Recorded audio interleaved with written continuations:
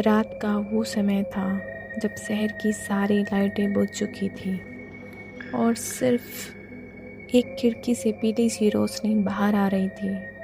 मैं अपनी पुरानी डायरी के पन्ने पलट रही थी, तभी अचानक जैसे आसमान फट पड़ा हो, एक तेज रोशनी मेरे कमरे में गिरी।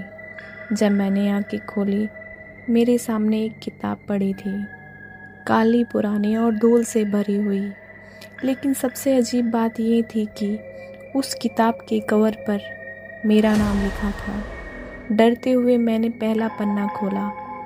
उस पर सिर्फ एक लाइन लिखी थी, आज रात तुम्हारी ज़िंदगी बदलने वाली है। मैंने जल्दी जल्दी पन्ने पलटे। हर पन्ने पर मेरी अतीत की घटना लिखी थी जो सिर्फ मुझे पता थी। लेकिन आखिरी पन्ना खाली था और नीचे लिखा था, बाकी कहानी कल रात लिखी जाएगी। मुझे नहीं पता कल रात क्या होने वाला है, लेकिन अब नींद नहीं आ रही थी।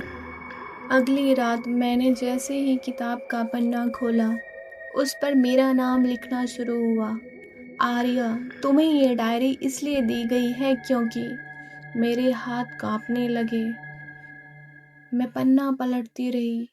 लिखा था कि मैं एक अधूरी कहानी का हिस्सा हूँ और मेरा जन्म भी उसी कहानी को पूरा करने के लिए हुआ है। हर पन्ना मेरी जिंदगी का राज खोल रहा था, वो बातें जो मैंने कभी किसी को नहीं बताई थी। फिर मैंने आखिरी पन्ना खोला।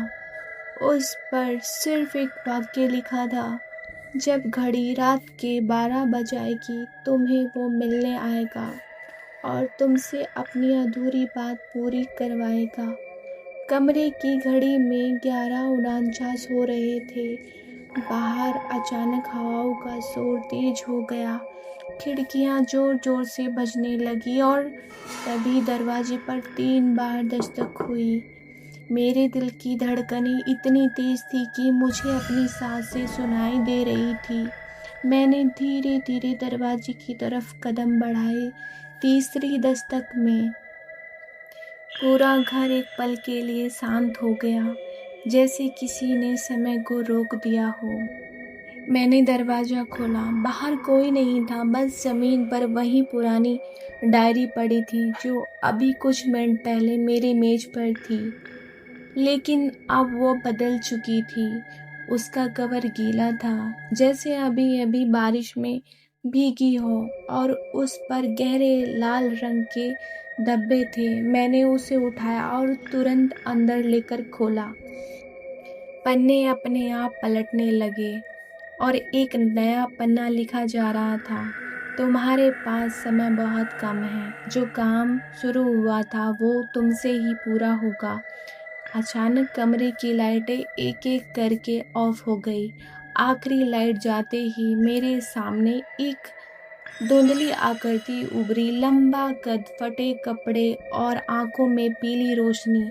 उसकी आवाज़ गहरी और ठंडी थी, आर्य, मुझे मेरी आखिरी कहानी पूरी चाहिए और अगर तुमने मना किया तो तुम्हारा नाम भी इस डायरी के अगले पन्ने पर होगा।